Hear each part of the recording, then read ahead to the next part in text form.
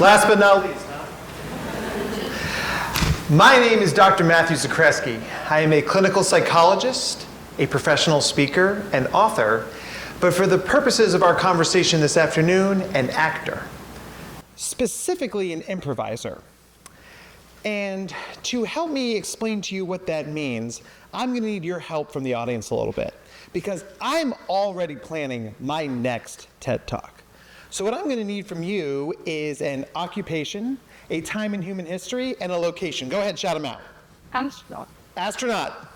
France. France. Ancient Egypt?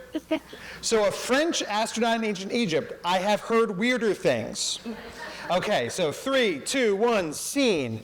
I once went into space from the French space station, and I must have gone through a wormhole because here I am in ancient Egypt. And my accent is ridiculous. I need a cigarette and a glass of wine.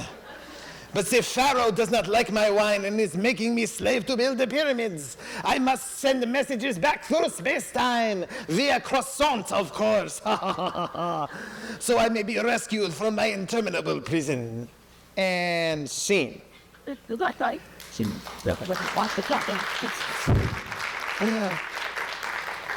Wow, that was some generous applause. What we just did, gang, is you guys just helped me do a TED Talk. Improv acting, improvisational acting, is acting that is made up spontaneously by the actor with suggestions from the audience. What that means is that I don't know what's going to happen, and neither do you. We are relying on our creativity and our bravery and our courage to co-create a reality. And that is embracing uncertainty. If we don't work together, we're going to have an awkward silence like there is up here. And no, you guys didn't pay all this money to have awkward silence, right? So improv is a style of acting. It's also a way of life. It's a way of embracing the uncertainty of the world and rolling with it. Now, I grew up right here in Monmouth County, and I always knew I was different. When I was in second grade, I was identified as gifted. Now, at the time, they told me that just meant you're really smart, you're probably going to go to Harvard someday. What they didn't tell me is that that same brain that made me really good at times tables also made me kind of socially offbeat and a little quirky.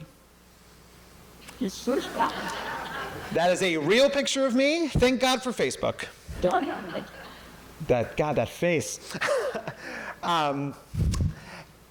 And like that awareness of that difference made me really anxious. Specifically, it made me anxious around my peers because I knew I wasn't like them. So every interaction was like, what are they going to say next? What am I going to say next? And then what's going to happen? I was freaking out. You can see where the anxiety came from. You see, people were always the problem. People are inconsistent. They have their highs and their lows and their quirks and their foibles and their crushes, and it was unpredictable. There was way too many variables. I liked TV and movies. TV and movies were predictable. Batman always outsmarted the Joker. The Scooby always unmasked the bad guy. G.I. Joe always fought off Cobra. Dr. Claw always ended the episode by saying, "I'll get you next time, Gadget. Next time." I wrote that whole bit just so I could do that impression. You're welcome. And so, like a lot of anxious people, I was really good at saying no to the world. I said no to things that were unusual or scary or different, things I wasn't prepared for. And that kept my world small. That's what anxiety does. It keeps our world small. And small was safe. Small was predictable. I knew I was missing things. But to invite those things into my life invited risk. And risk invited failure. And I wasn't willing to risk the pain of that failure to break out of my shell.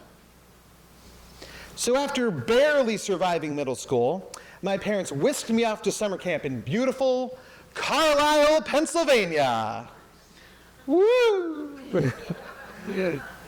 It is no more exciting than this picture, guys. And like a lot of gifted kids, this camp for gifted nerds, we needed a lot of support to get out of our shells. We needed to be voluntold to do stuff. And every afternoon there were some activity periods, and I tried a bunch of different things, but one fateful Wednesday afternoon, there was no good activities, or so I thought. So I asked my roommate, yo, what are you doing for activities? And he says, improv. And it was either that or advanced knitting, so I decided to do improv. So we walk into the room, and I quickly realized that there was some sort of performance involved, and that made sense to me. So I walked down to the counselor in charge, and I said, hey, can I have my script, please? And he goes, this is improv, man, there's no script. So I quickly responded with, no, that's not gonna work for me.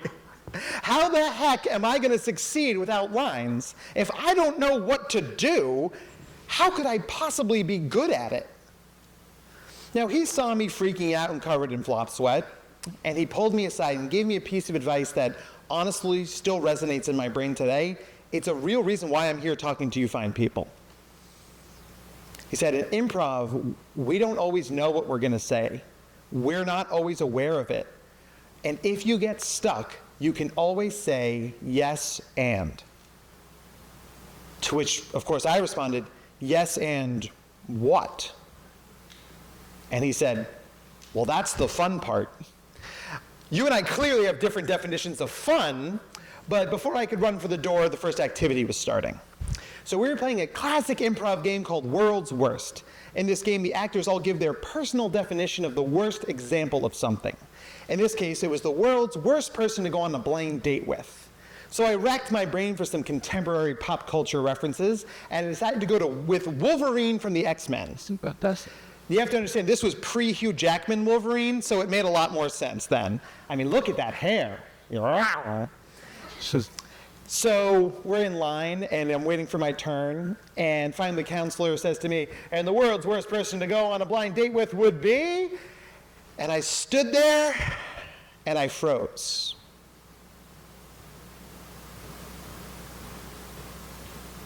That's what it is. And then something amazing happened. Someone from the back of the room yells, dude, he's a water buffalo. There I am. And three amazing things happened. One, I had the good sense to say, yep, and run off stage. Two, I realized I had just failed epically. And as a very anxious kid, that was a big deal, but the world hadn't ended. And three, I realized it's a lot better to be laughed with than laughed at. And I wanted that feeling. I wanted that power again. Later that day, I came clean to the counselor and told him that I had screwed up. And he laughed and he said, dude, it's improv. In improv, there are no mistakes. There are only opportunities. You can't stop mistakes from happening, but you can change how you roll with those punches.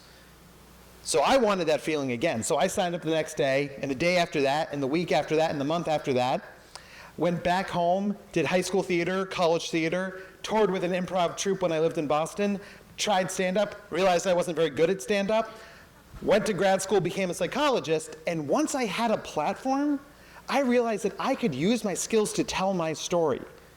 Because if you have a platform and you can say to people, my mental health struggles are real, and if you're out there dealing with the same thing, it not only can get better, but you're not alone. And I use improv to help me with that all over the country. It's a beautiful thing. Because the one thing that life has taught me time and again is failure is inevitable. Having to recover from that is a thing we all have to do. Improv gives us the skills to deal with that. Life is full of uncertainty, but we can trust ourselves to roll with those punches. Now, before I could do all of that, I had to go back to high school, because it's the summer of 1998, and I'm getting ready to go to Rumson Fairhaven Regional. Now, you might be wondering, was Dr. Matt able to take those skills and transfer them from Carlisle, Pennsylvania to the Jersey Shore? You're damn right I could. And all of my comments from my freshman year of high school say things like, Matt's really coming out of his shell. He's good at rolling with the punches. He's good at thinking on his feet. Those are all skills I learned from improv. They came with me. So that's a good example of how improv has helped me. But you might be sitting out there wondering, how can improv help you. It all comes down to the key first rule of improv, which is we say yes and. Yes and is a promise. It's a collaboration. It's a partnership. It's saying we're going to create something. It's a beautiful way to manifest something in the world. And before you ask, no, saying yes and has not always worked out for me. Saying yes and has humbled me. It's embarrassed me. It's lost me money. It almost got me killed on one occasion. Fun fact, whitewater rafting is really hard. Womp womp indeed. Because when we miss those moments and we can't create something, we don't say yes, we give into our anxiety and we say no, the world is filled with awkward silence. Improv gives us the skill to roll with those punches and fill those spaces, not with the best stuff, but with things that allow the conversation to keep going. So as I continue to say yes in the world and I navigate a uncertain and shifting world, I mentioned before that I had tried whitewater rafting and nearly died. So there, not an actual picture of what happened, but it's close enough. That's all God.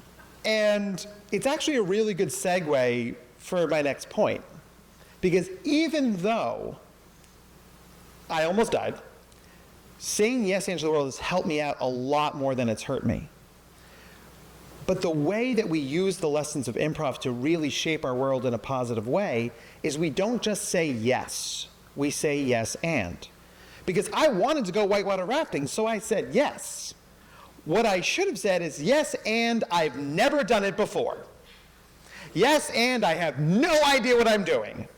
Because then they could have responded to me with saying, maybe you should take a class. Maybe you should wear swimmies. Maybe you should watch a video of this first. The kiddie pool is over there. Instead, I just plowed forward. Because life isn't just about taking direction. Life is about collaborating. It's about adding something to the world. Saying yes and says, I'm here, and my needs matter. I'm a part of this story. So, one of the things that we see a lot when we try to face our anxiety is that the strategies we use to face our anxiety, they sometimes work in the short term. They don't always work in the long term. This is why my job as a psychologist exists. So we need to have something like improv that's a returnable skill for us to come back to, return to help us navigate those difficult moments. So when we say yes to the world, we keep the conversation going. When we say no to the world, our conversation screeches to a halt. Just to prove my point here, quick, somebody give me a celebrity to impersonate. No! Wasn't that awkward? I can make an aviation gin joke here, but I'm not going to. This is a family crowd. So, when we say no, it grinds to a halt. We need to keep saying yes. So, indulge me with a little experiment. Let's say that it's 2 years from now, and your boss offers you a promotion, and you've got to move to Singapore. And you've got to decide right now. You can't say, I want to think about it later, because think about it later is the adult equivalent of saying no. So you're going to use the skills of improv to navigate that situation. You're going to say yes and. That might come out as, yes, I'd like to do that, and tell me how you're going to get me to Singapore. It might turn out as, yes, I would be interested in this, and I need to talk to my partner. You might say, yes, I'd like to do this, and I would be more interested in a promotion that doesn't require me to move halfway across the world. None of those responses are perfect, but it's not about being perfect. One of the lessons of improv is that it moves us away from reacting to responding. It gives us a way, a framework to respond to things that are uncertain or unexpected. When we have those skills under our belt, we feel more confident, so we become more competent in navigating situations, even if you don't want to move to Singapore. Now, One of my favorite stories about working with improv is when I worked at a high school for neurodivergent kids outside Philadelphia. There's a kid there I worked with. His name was Brian. Brian's one of my favorite kids. Sweet kid, heart of gold, kind of quirky. Brian had one major flaw.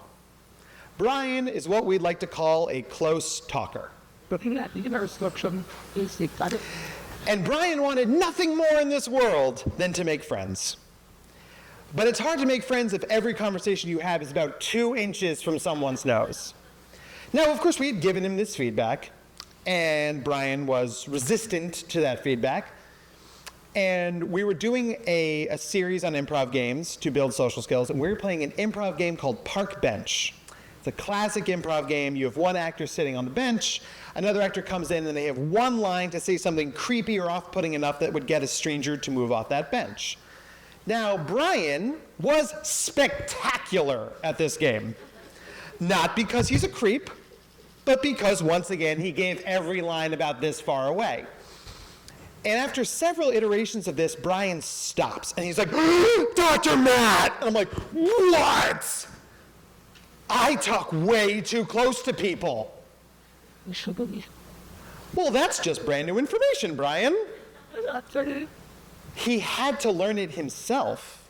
He had to experience that on the stage so he could learn that lesson internally and then shape his behavior moving forward. So, speaking of the stage, I introduced myself as an actor at the beginning of this talk, and as my career moved along, I realized pretty quickly I'm a better improviser than actor. And when I said that to my favorite college theater professor, she laughed and she said, Matt, you've always been better with your own words than somebody else's words. Do you remember when I tried to direct you in Shakespeare sophomore year? That didn't go so well. And I'm like, well, now I remember, Cindy, thanks. But it made me think of the great Shakespeare line from As You Like It. All the world's a stage, and the men and women on it merely players. We all have entrances and exits, and in our lives we play many parts. But at no point in that poem does Shakespeare say anything about lines or a script or stage directions. The bard knew we were improvisers because life is the greatest improv of all. So as we come to a conclusion, you might be sitting there thinking, there's no way I could do this. There's no way I could embrace that uncertainty and live that improv life by saying yes and. And I've got a dirty little secret for you guys. You're already doing it. Your social media feed, your coffee order, navigating shore traffic when you leave here today. It's all improv. There's no script. You're out there using your courage and your creativity and your intelligence and your experience to make the world your own. To do so means that you have to be brave and courageous and intelligent. And since you're here with us today and you've made it this far, I can say to you authentically that you are brave, courageous, and intelligent. You are saying yes and to the world, and it's saying yes and back to you. So if I can leave you with one thing, my friends, today, is take that message with you, live that life, and go out into the world and say yes and to life. Thank you.